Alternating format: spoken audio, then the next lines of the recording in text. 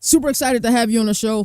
You're one of the brightest minds in college football, and we were eager to get you on the show. So, I mean, we're going to get right into it, brother. Let's do it. Let's talk about your playing days. What was that like being in Tuscaloosa? Such a hardcore, college football following. So let's first talk about your playing days. What was it like playing, at Alabama, Roll Tide, Tuscaloosa? What was that like? Like for somebody who's never played collegiate ball, please explain what that was like. Well, it's a trip, man. I mean, it was kind of funny because I'm from Dallas. So big city kid, grew up I was born in Los Angeles, grew up in Dallas. So like the smallest town I ever lived in was Dallas. So like going to Tuscaloosa, it was like, man, this is wild. But in Texas, I think you can make a pretty strong case that it's probably the most passionate high school football state in the entire country. So like where I went to high school, people were insane. I mean, literally insane. So I think it really, when I got to Bama, it kind of aligned with what I'd grown up in. And like, I want people that are losing their minds on every snap. So it felt like home in a lot of ways, even though it could not have been more different from where I grew up. But it's become home now. Love every single thing about playing for Coach Saban and learning from Coach Saban. And I still say to this day, like my dad's my biggest influence in my life. Coach Saban is probably my second. And I say that with relative ease because there's not really it's a pretty big gap between who's 3 and 4 and 5. So pretty amazing to have spent time with him and to have won a championship and to have had all those experiences. So let's talk about a couple things, because now I want to segue into quite a few things. First thing I want to segue into, talk about, that 2019 winning the national championship. And then the second part of that, talk about how you and Nick Saban's relationship evolved, because now, he's kind of joining your side of things. I know. So he's a part of the enemy now too, right? What's funny is, that 2009 team, a lot of people always ask the question, like, did you enjoy the ride? I was like, heck no. I mean, you know what I mean? I mean, you think it seems fun, and look, we celebrated the wins, and then, you almost, though, after every game, you're almost kind of relieved more so than you are happy or fired up or excited. You're more like relieved. All right, we got it done. What's up next? All right, next up, boom, got it done. What's up next? So it's kind of a journey that I don't think I fully appreciated at the time. But now looking back and like reconnecting with the boys and we get together and we're talking shop, like it's just incredible, like what we were able to do. Like we were so young and dumb. We didn't know anything. We knew nothing. We were so immature, and like to think that we were on this run to a national championship and just how ridiculous we acted and some of the things that we were like worried about or concerned about. It's like, why were we so concerned with that? Like, let's just roll, boys. But it was super fun, and it gets better every year as it gets older and you realize how hard it is to do. Like after we won, it's like, all right, we did our job. It's like, oh, cool, I did what I was supposed to do. I'm not doing cartwheels after I finished my TV today. I did my job, right? Right. But I think now once you realize how hard it is to actually win, it's gotten better. And with Coach Saban, I mean, he just taught us so much. I mean, we learned so much from him, and like it almost to the point where like I have to kind of rewire my brain and like find happiness from time to time, because it's like his whole approach is like, so what's next? And that's great, and that applies great to football.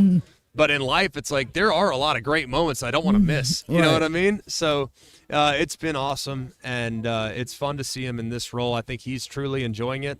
I don't think he realizes that we in the media are evil, but he's coming around to it now. I think he's comfortable. That's amazing. So always college football.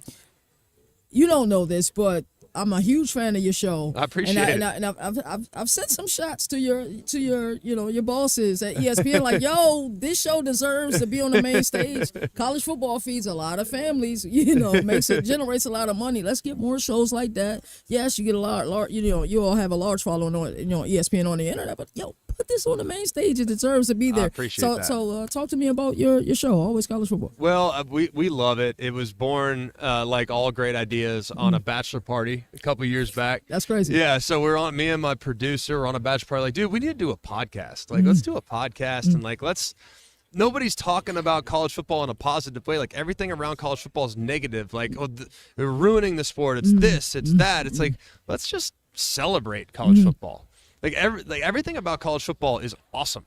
Now, are there parts of college football that I don't like? Yeah, of course. Like do I like, the salary cap, and do I think it was better back in the day? Yeah, like that's the way I like it, but I'm pumped guys are getting paid. That's amazing. I don't know anyone that isn't excited about that. So I think we've made a lot of great changes to the sport, and I just think that oftentimes it's easy when you're kind of on top, like the NFL's top dog, right? But we're number 2. Right. And I think it's easy when you're that high, it's easy to kind of rip you apart. And I think we've been easy targets because of how much change has occurred. But our whole goal on the podcast is just to celebrate it. There's so many good stories to be told, so many great moments to celebrate, and so many awesome storylines to follow every single season.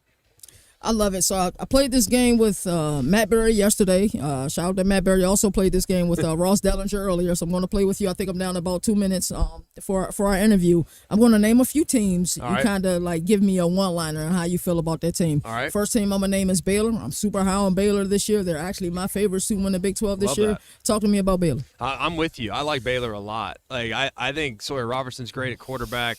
I think they got a great run game. Their running back's outstanding.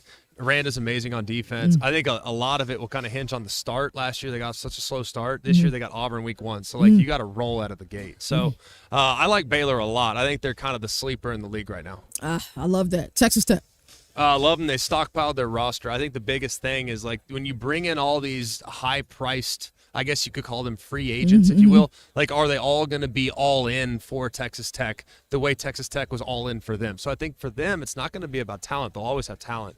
But I do think now it's about culture, and Joey McGuire, I think, has done a pretty good job of establishing that over the last couple of years. So I think they're my favorites in the league right now. But I do acknowledge that there might be a couple bumps as they try to figure something out. Excellent take. TCU.